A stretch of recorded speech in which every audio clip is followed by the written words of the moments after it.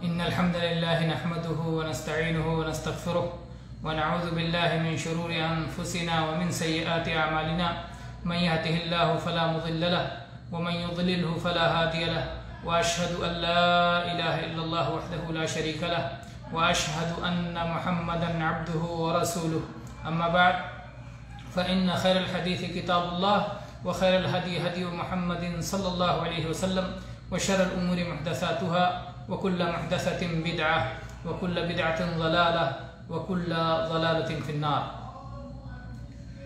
اللہ تبارک و تعالیٰ کی حمد و ثنا اور اس کے تمام انبیاء اور رسولوں پر بے شمار صلاۃ و سلام کے بعد نبی مکرم محمد مصطفیٰ صلی اللہ علیہ وسلم کا مقام، مرتبہ، آپ کی شان، آپ کی عظمت بہت زیادہ ہے اور قرآن و حدیث اس سے بھرا پڑا ہے۔ بہت ساری چیزیں آپ کی خصوصیات میں سے ہیں، آپ کے امتیازات میں سے ہیں، جن میں آپ اپنے بھائی انبیاء اور رسولوں کے مقابلے میں منفرد اور ممتاز ہیں، اور بہت ساری خصوصیات آپ کی ایسی ہیں کہ جس میں آپ اپنی امت کے مقابلے میں امتیازی حیثیت رکھتے ہیں۔ ان خصوصیات کو اہل علم نے اپنا موضوع بنایا ہے اور بہت اچھے انداز میں بہت کچھ لکھا ہے۔ ہم انشاءاللہ آج سے نبی مکرم صلی اللہ علیہ وسلم کی خصوصیات پر گفتگو کریں گے اور اس سلسلے میں مختلف مراجع سے فائدہ اٹھاتے ہوئے آپ کے سامنے بات رکھیں گے۔ سب سے پہلے تو آئیے یہ سمجھتے ہیں کہ خصوصیت کا معنی کیا ہے۔ خصوصیت یہ عربی زبان کا لفظ ہے اور خصائص اسی کی جمع ہے، اور خص یخص یا اختصہ یہ معنی ہوتا ہے کہ جب کوئی شخص کسی معاملے میں منفرد ہو، یکتا ہو، بے مثل ہو، بے نظیر ہو، تو اسے اس کا اختصاص، اس کی خصوصیت، اس کا امتیاز اور اس کی انفرادیت کہا جاتا ہے۔ اور جب ہم نبی کریم صلی اللہ علیہ وسلم کی خصوصیات سے متعلق بات کرتے ہیں تو ہم یہاں پر یہ کہنا مقصود ہوتا ہے کہ بقیہ تمام انبیاء اور رسول علیہم السلام کے مقابلے میں اور ایسے ہی تمام انسانوں کے مقابلے میں رسول اللہ صلی اللہ علیہ وسلم کو اللہ تعالیٰ نے جو فضیلت بخشی ہے، جو امتیازات عطا فرمائے ہیں، ان کے تعلق سے گفتگو ہوگی۔ اور اس سلسلے میں علماء کرام نے زمانہ قدیم ہی سے تصنیفات کیے ہیں، کتابیں لکھی ہیں اور انہیں تحریر کیا ہے۔ چنانچہ اس سلسلے میں امام عز بن عبد السلام رحمہ اللہ نے اپنی کتاب بدایت السول فی تفضیل الرسول لکھی ہے، اور ایسے ہی اس سلسلے میں امام ابن الملقن رحمہ اللہ نے خصائص افضل المخلوقین کے نام سے کتاب لکھی ہے، اور امام جلال الدین سیوطی رحمہ اللہ نے تو الخصائص الکبریٰ کے نام سے بہت بڑی کتاب لکھی ہے، جس میں نبی کریم صلی اللہ علیہ وسلم کی خصوصیات کو جمع کیا ہے۔ اسی طرح سے کچھ علماء نے دوسرے موضوعات کے ضمن میں اس کو داخل کیا ہے، جیسے دلائل النبوہ پہ جن لوگوں نے کتابیں لکھی ہیں اس کے اندر نبی کریم صلی اللہ علیہ وسلم کی خصوصیات اور امتیازات کو جمع کیا ہے، جیسے کہ امام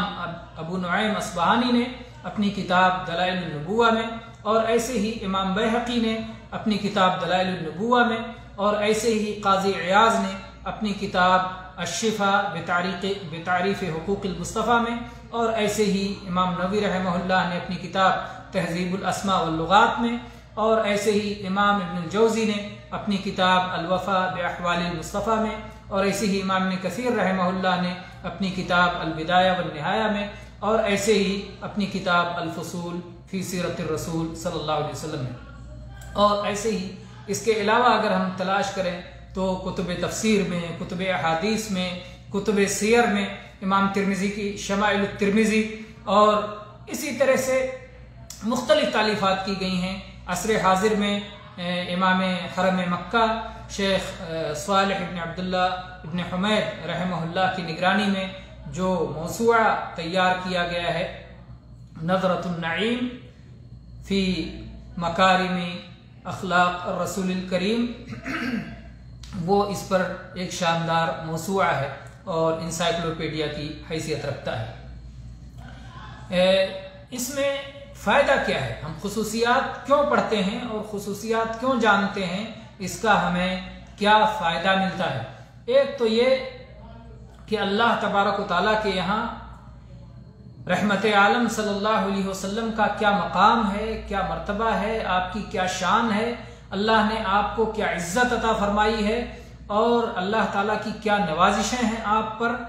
یہ اس کے پڑھنے سے معلوم ہوتا ہے کہ کس طرح سے آپ بھی اللہ کے ایک نبی اور ایک رسول تھے، لیکن آپ آخری رسول تھے اور آپ کو اللہ تعالیٰ کی بہت ساری نوازشیں آپ کے اوپر ہیں۔ تو جب ہم آپ کی خصوصیات اور امتیازات کا مطالعہ کرتے ہیں تو یہ نوازشیں نمایاں ہو کر ہمارے سامنے آتی ہیں، اور اس کی وجہ سے ایک ایمان والے کا ایمان بڑھ جاتا ہے، رسول اللہ صلی اللہ علیہ وسلم کی محبت اور آپ کا شوق دل میں فراواں ہو جاتا ہے، اور یقین آپ کی نبوت و رسالت کی صداقت کا یقین اور آپ کے لائے ہوئے پیغام پر یقین بڑھ جاتا ہے، مزید ہو جاتا ہے، مستحکم ہو جاتا ہے، یہ ایمان طاقتور اور جو ہے زیادہ ہو جاتا ہے۔ اسی طرح سے اگر کوئی غیر مسلم ان خصوصیات کو سنتا ہے تو اس کے لیے بھی یہ اس بات کی دعوت ہوتی ہے کہ وہ نبی کریم صلی اللہ علیہ وسلم کی زندگی کا مطالعہ کرے، اور اس کے بعد میں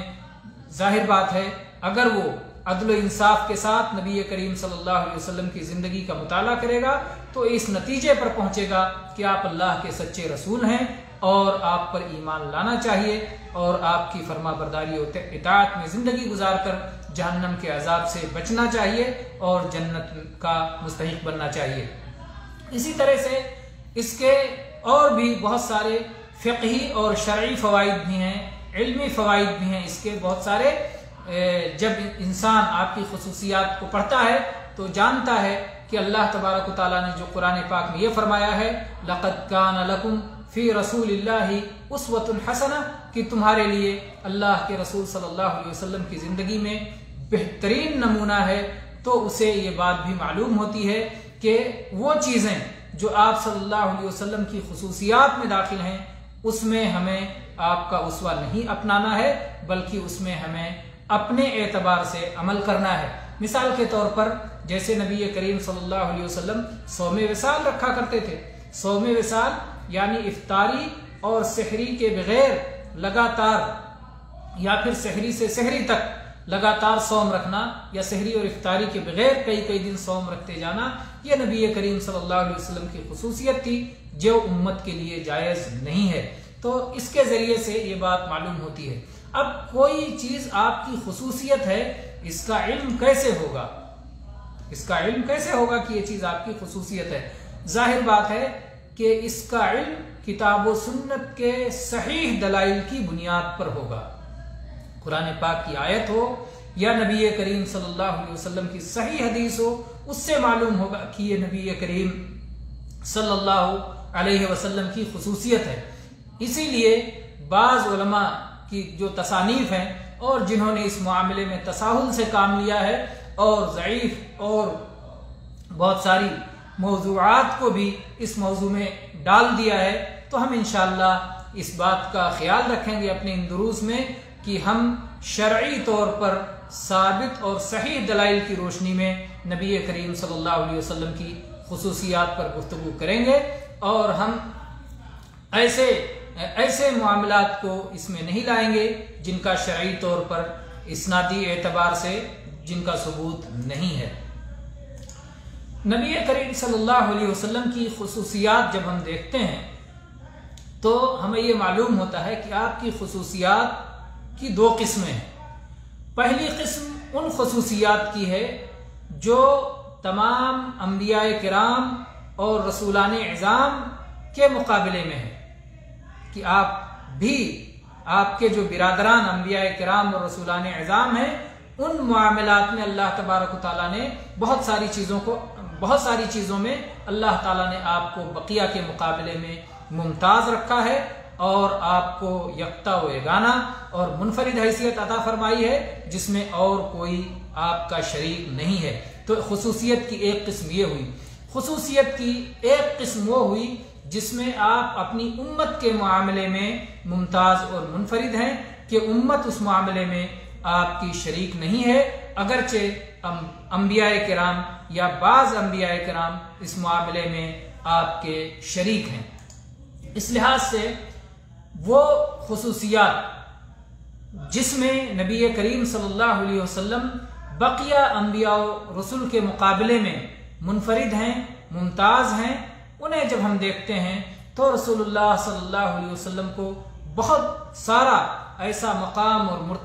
مرتبہ اور عظمت شان عطا کیا گیا ہے، دنیا میں بھی اور آخرت میں بھی۔ کچھ دنیاوی خصوصیات ہیں، کچھ اخروی خصوصیات ہیں، جن میں ہم مدلل انشاءاللہ آگے تفصیل کے ساتھ بات کریں گے۔ ابھی ہم ان پر اشارہ کرتے ہوئے چلتے ہیں کہ نبی کریم صلی اللہ علیہ وسلم معجزہ کے معاملے میں آپ کو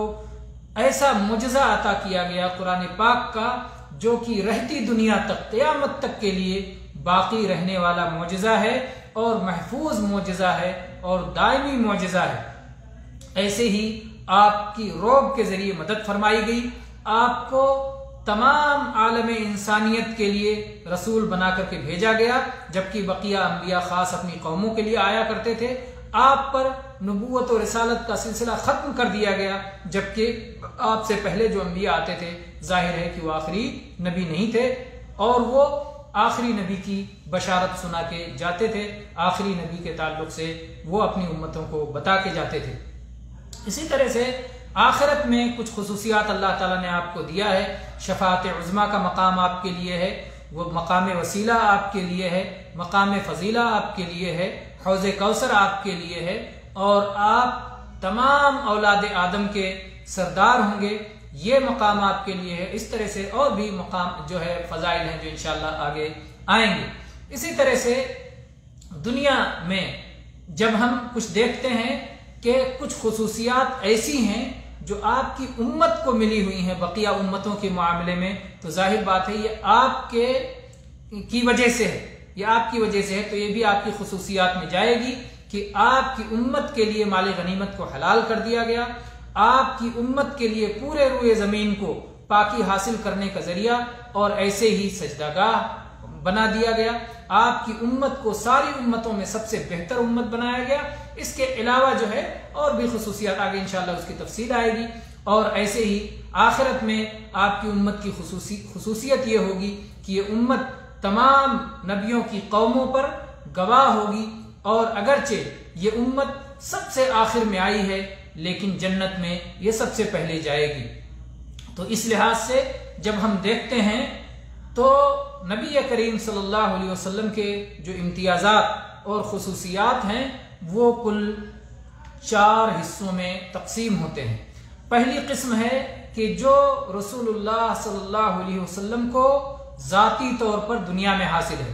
وہ خصوصیات جو رسول اللہ صلی اللہ علیہ وسلم کو ذاتی طور پر دنیا میں حاصل ہے۔ دوسری قسم ان خصوصیات کی ہے جو رسول اللہ صلی اللہ علیہ وسلم کو ذاتی طور پر آخرت میں حاصل ہے، اور تیسری قسم ان خصوصیات کی ہے جو رسول اللہ صلی اللہ علیہ وسلم کی امت کو دنیا میں حاصل ہے، اور چوتھی قسم ان خصوصیات کی ہے جو رسول اللہ صلی اللہ علیہ وسلم کی امت کو آخرت میں حاصل ہے۔ تو اس طرح سے کل 4 طرح کی خصوصیات کی 4 قسمیں بن جاتی ہیں، 4 صورتیں خصوصیات کی بن جاتی ہیں، ذاتی خصوصیات دنیا میں یا آخرت میں، اور پھر امت کی خصوصیات دنیا میں اور آخرت میں۔ تو جب ہم ان 3 کو جو ہے دنیا، آخرت اور ذاتی اور امت، یہ 4 چیزیں ملاتے ہیں تو کل خصوصیات کی 4 قسمیں بن جاتی ہیں۔ اب آئیے ہم دیکھتے ہیں کہ رسول اللہ صلی اللہ علیہ وسلم کو دنیا میں ذاتی طور پر اللہ تعالیٰ نے کن خصوصیات سے سرفراز فرمایا جو کہ بقیہ انبیاء کو اور بقیہ رسولوں کو حاصل نہیں تھی۔ اس میں سے پہلی خصوصیت تو ہے عہد و میثاق کی۔ پہلی خصوصیت عہد و میثاق کی ہے۔ کیا مفہوم ہے؟ اللہ تبارک و تعالیٰ نے آدم علیہ السلام سے لے کر عیسیٰ علیہ السلام تک جتنے انبیاء کو اس دنیا میں بھیجا، سب سے اللہ تبارک و تعالیٰ نے یہ عہد لے رکھا تھا کہ جب بھی کسی کو اللہ تبارک و تعالیٰ کتاب و حکمت عطا فرمائے گا اور وہ کسی بھی مقام پہ پہنچ جائیں، اگر ان کی زندگی میں محمد الرسول اللہ صلی اللہ علیہ وسلم تشریف لے آتے ہیں تو ان انبیاء اور رسولوں کی ذمہ داری تھی، ان سے یہ عہد لیا گیا تھا، پیمان لیا گیا تھا کہ وہ ضرور محمد صلی اللہ علیہ وسلم پر ایمان لائیں گے، آپ کی مدد کریں گے، اور کبھی ان کا مقام و مرتبہ، ان کی نبوت اور ان کا علم آپ کی اتباع اور آپ کی نصرت میں مانع نہیں ہوگی۔ اسی طرح سے یہ عہد لیا گیا تھا کہ اگر رسول اللہ صلی اللہ علیہ وسلم ان کی زندگی میں آ جائیں تو وہ ان پر ایمان لائیں گے اور ان کی مدد کریں گے۔ چنانچہ قرآن پاک میں سورہ آل عمران کی آیت نمبر 81 میں اللہ تعالیٰ نے فرمایا وَإِذْ أَخَذَ اللَّهُ مِيثَاقَ النَّبِيِّينَ لَمَا آتَيْتُكُم مِّن كِتَابٍ وَحِكْمَةٍ ثُمَّ جَاءَكُمْ رَسُولٌ مُصَدِّقٌ لِّمَا مَعَكُمْ لَتُؤْمِنُنَّ بِهِ وَلَتَنصُرُنَّهُ قَالَ أَأَقْرَرْتُمْ وَأَخَذْتُمْ عَلَى ذَلِكُمْ إِصْرِي قَالُوا أَقْرَرْنَا قَالَ فَاشْهَدُوا وَأَنَا مَعَكُمْ مِنَ الشَّاهِدِينَ۔ اللہ تعالیٰ نے فرمایا اس وقت کو یاد کیجئے جب اللہ تبارک و تعالیٰ نے نبیوں سے یہ عہد و پیمان لیا کہ جب تمہیں کتاب و حکمت دے دی جائے اور اس کے بعد تمہارے پاس وہ رسول آئے جو تمہاری باتوں کی تصدیق کرنے والا ہوگا تو تم ضرور اس پر ایمان لانا اور ضرور اس کی مدد کرنا۔ اور پھر اللہ تعالیٰ نے ان سے پوچھا کیا تم اس بات کا اقرار کرتے ہو اور کیا اس بات پر تم عہد کرتے ہو؟ تو سب نے کہا اقررنا، ہاں ہم سب اس بات کا اقرار کرتے ہیں۔ اللہ تعالیٰ نے فرمایا ٹھیک ہے، تم سب اس بات کے گواہ رہو اور میں بھی تمہارے ساتھ اس بات کا گواہ رہتا ہوں۔ تو یہاں پر اللہ تبارک و تعالیٰ نے ظاہر ہے کہ سارے انبیاء کرام سے اس بات کا عہد لیا، آدم علیہ السلام سے لے کر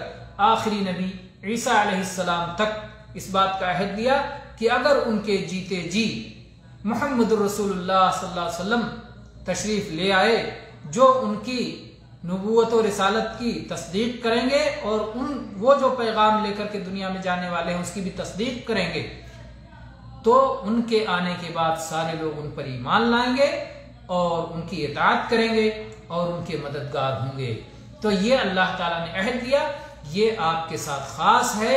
یہ عہد کسی اور سے متعلق نہیں لیا گیا ہے۔ تو نبی کریم صلی اللہ علیہ وسلم کا ایک بہت بڑا شرف اور بہت بڑا مقام ہے کہ اللہ تعالیٰ نے آپ پر ایمان لانے کے لیے اور آپ کی تصدیق کرنے کے لیے اور آپ کی مدد کرنے کے لیے تمام انبیاء اور رسولوں سے عہد لیا ہے۔ اسی طرح سے علی ابن ابی طالب رضی اللہ عنہ اور عبداللہ ابن عباس رضی اللہ عنہ فرماتے ہیں ما بعث اللہ نبیا من الانبیاء الا اخذ علیہ میثاق لئن بعث اللہ محمدا وهو حی لیؤمنن به ولینصرنہ وامرہ ان یأخذ الميثاق على امته لئن بعث محمد صلی اللہ علیہ وسلم وهم احیاء لیؤمنن به ولینصرنہ۔ اور یہ بات بہت سارے مفسرین نے تفسیر میں ذکر کی ہے، چنانچہ آپ دیکھیں تفسیر ابن کثیر، تفسیر بغوی اور تفسیر ابن جریر طبری، تو اس میں یہ بات علی رضی اللہ عنہ اور عبداللہ ابن عباس رضی اللہ عنہ سے ذکر کی گئی ہے کہ اللہ تعالیٰ نے جب بھی کوئی نبی بھیجا تو اس نبی سے اس بات کا عہد لیا کہ اگر اللہ تبارک و تعالیٰ نے اس نبی کے جیتے جی محمد صلی اللہ علیہ وسلم کو مبعوث فرما دیا، بھیج دیا، تو وہ محمد صلی اللہ علیہ وسلم پر ایمان لائیں گے اور آپ کی مدد کریں گے۔ اور انبیاء کو اس بات کا بھی حکم دیا گیا کہ وہ اپنی امت سے بھی اس بات کا عہد و پیمان لے لیں کہ اگر ان کی امتیں اس وقت زندہ رہیں گی جب محمد رسول اللہ صلی اللہ علیہ وسلم کی بعثت ہوگی، تو وہ لوگ اپنے نبی کی پر ایمان پر صرف اپنے نبی پر ایمان پر باقی رہنے کے بجائے وہ محمد رسول اللہ صلی اللہ علیہ وسلم پر ضرور ایمان لائیں گے اور آپ کی ضرور مدد کریں گے۔ اگر محمد رسول اللہ صلی اللہ علیہ وسلم کی نبوت کا انہوں نے انکار کر دیا تو پھر وہ صاحب ایمان ہی باقی نہیں رہیں گے۔ اسی طرح سے جابر ابن عبداللہ رضی اللہ عنہ بیان کرتے ہیں کہ عمر ابن خطاب رضی اللہ عنہ ایک بار نبی کریم صلی اللہ علیہ وسلم کے پاس ایک کتاب لے کے آئے جو انہیں بعض اہل کتاب سے مل گیا تھا، اور نبی کریم صلی اللہ علیہ وسلم کے پاس اسے پڑھنے لگے، اور نبی کریم صلی اللہ علیہ وسلم نے یہ دیکھا تو آپ سخت غضبناک ہوئے اور آپ نے فرمایا امتحوکون فیہا یا ابن الخطاب والذی نفسی بیدہ لقد جئتکم بها بیضاء نقیہ لا تسألوہم عن شیء فیخبروکم بحق فتکذبوا به او بباطل فتصدقوا به والذی نفسی بیدہ لو ان موسیٰ کان حیا ما وسعہ الا ان یتبعنی۔ یہ حدیث مسند احمد کی حدیث ہے اور حسن درجے کی حدیث ہے، اور اس میں نبی کریم صلی اللہ علیہ وسلم یہ فرما رہے ہیں کہ اے خطاب کے بیٹے، یعنی عمر خطاب کے بیٹے ہیں، عمر ابن خطاب، اے خطاب کے بیٹے، کیا تم ابھی حیرت میں پڑے ہوئے ہو؟ ابھی تم پورے یقین میں نہیں ہو؟ اس ذات کی قسم جس کے ہاتھ میں میری جان ہے، میں یہ دین، میں یہ کتاب، میں یہ شریعت اس طرح سے صاف ستھری لے کر کے آیا ہوں کہ جو بالکل واضح ہے، روشن ہے، جس میں کوئی ایچ پیچ نہیں ہے، جس میں کوئی الجھاؤ نہیں ہے، صاف ستھری ہے، واضح ہے، روشن ہے۔ اور اہل کتاب سے کسی چیز کے بارے میں سوال نہ کیا کرو کہ وہ تمہیں جواب دیں اور ان کا جواب حق ہو، اور کہیں ایسا نہ ہو تم اسے جھٹلا دو، اور کہیں ایسا نہ ہو کہ وہ تمہیں جو جواب دیں وہ باطل ہو اور پھر تم اس باطل کی تصدیق کر دو۔ اس ذات کی قسم جس کے ہاتھ میں میری جان ہے، اگر موسیٰ علیہ السلام جیسے اولو العزم پیغمبر بھی زندہ ہوتے تو ان کے لیے بھی میری اتباع کے سوا کوئی چارہ نہیں ہوتا۔ تو جب موسیٰ علیہ السلام کی بھی یہ ذمہ داری تھی اور ان کے پاس بھی اس کے سوا کوئی چارہ کار نہیں تھا کہ محمد صلی اللہ علیہ وسلم کے آنے کے بعد آپ پر ایمان لائیں اور آپ کی مدد کریں اور آپ کی تصدیق کریں، تو پھر کسی کے لیے یہ کیسے روا اور جائز ہو سکتا ہے کہ اللہ کے نبی صلی اللہ علیہ وسلم کی تعلیمات کے ہوتے ہوئے کسی اور تعلیم کی طرف کوئی دیکھے۔ اسی طرح سے جابر بن عبداللہ رضی اللہ عنہ کی حدیث ہے کہ رسول اللہ صلی اللہ علیہ وسلم نے فرمایا لا تسألوا اہل الکتاب عن شیء، اہل کتاب سے کسی چیز کے بارے میں مت پوچھو، فإنہم لن یہدوکم وقد ضلوا، وہ تمہیں کیا ہدایت دیں گے، وہ تمہاری کیا رہنمائی کریں گے جبکہ وہ خود راہ راست سے بھٹکے ہوئے ہیں۔ فإنکم اما ان تصدقوا بباطل او تکذبوا بحق، یا تو تم کسی ناحق کی تصدیق کر ڈالو گے، ان سے پوچھو گے، ان کی کتابیں پڑھو گے تو، اور یا کسی باطل کی تصدیق کرو گے، یا کسی حق کو جھٹلانے والے بن جاؤ گے۔ فَإِنَّهُ لَوْ كَانَ مُوسَىٰ حَيًّا بَيْنَ أَظْهُرِكُمْ مَا حَلَّ لَهُ إِلَّا أَن يَتَّبِعَنِي، اگر موسیٰ علیہ السلام بھی تمہارے درمیان موجود ہوتے تو انہیں اس کے سوا کوئی چارہ نہیں ہوتا کہ وہ میری اتباع کریں۔ چنانچہ یہ بھی مسند احمد کی حسن درجے کی حدیث ہے۔ آپ اس میں دیکھیں کہ کس طرح سے نبی کریم صلی اللہ علیہ وسلم اپنی امت کو اس بات سے منع کر رہے ہیں کہ یہود و نصارہ سے کوئی چیز نہ پوچھی جائے۔ بہت افسوس کی بات ہے، حیرت کی بات ہے، آج کل کتنے لوگ بائبل پڑھ کے سناتے ہیں۔ مسلمانوں کو بائبل پڑھ کے سنانے کی ضرورت نہیں ہے، توریت پڑھ کے سنانے کی ضرورت نہیں ہے، انجیل پڑھ کے سنانے کی ضرورت نہیں ہے۔ محمد الرسول اللہ صلی اللہ علیہ وسلم جو قرآن پاک لائے ہیں، جو احادیث لائے ہیں، وہ امت کو سنانے اور بتانے اور سکھانے کی ضرورت ہے، ان کو بائبل، انجیل اور وید پڑھانے کی ضرورت نہیں ہے۔ اس لیے اگر واقعی کوئی سچا پکا مسلمان ہے اور کوئی محمد صلی اللہ علیہ وسلم پر ایمان لایا ہے تو اس کے لیے یہ کافی ہے، یہ کافی ہے جو اس کے سامنے قرآن صاف ستھرا اور روشن جو احادیث نبی کریم صلی اللہ علیہ وسلم کی صحیح طور پر جو ثابت ہیں وہ اس کے لیے کافی ہیں۔ اس کو قطعاً ضرورت نہیں ہے کہ اہل کتاب سے کچھ پوچھا جائے یا ان کی کتابوں کا ریفرنس دیا جائے اور ان کی کتابوں کا حوالہ دیا جائے۔ اسی طرح سے حافظ ابن کثیر رحمہ اللہ فرماتے ہیں فالرسول محمد صلی اللہ علیہ وسلم خاتم الانبیاء صلوات اللہ وسلامہ علیہ دائما الى یوم الدین هو الامام الاعظم الذي لو وجد في اي عصر لكان هو واجب الطاعة المقدم على الانبیاء كلهم ولهذا كان امامهم ليلة الاسراء لما اجتمعوا ببيت المقدس۔ حافظ ابن کثیر رحمہ اللہ اپنی تفسیر میں لکھتے ہیں، فرماتے ہیں کہ محمد صلی اللہ علیہ وسلم آپ تمام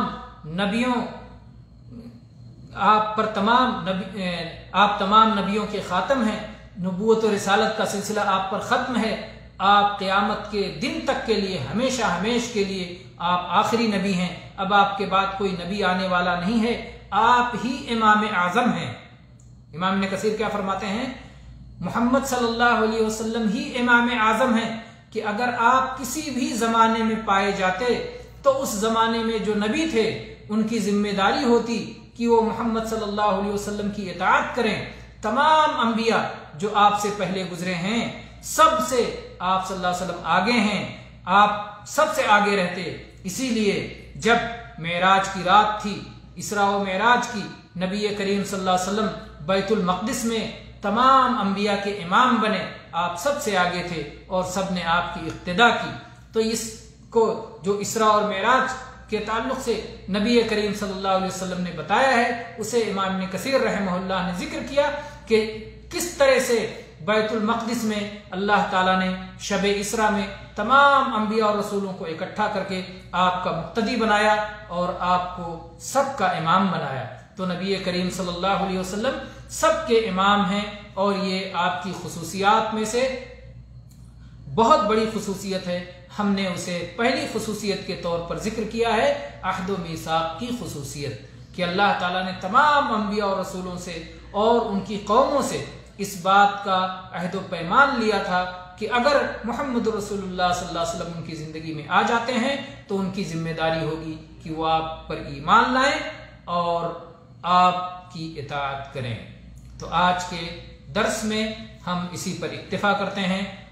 وآخر دعوانا ان الحمد للہ رب العالمین وصلی اللہ علی نبینا وسلم۔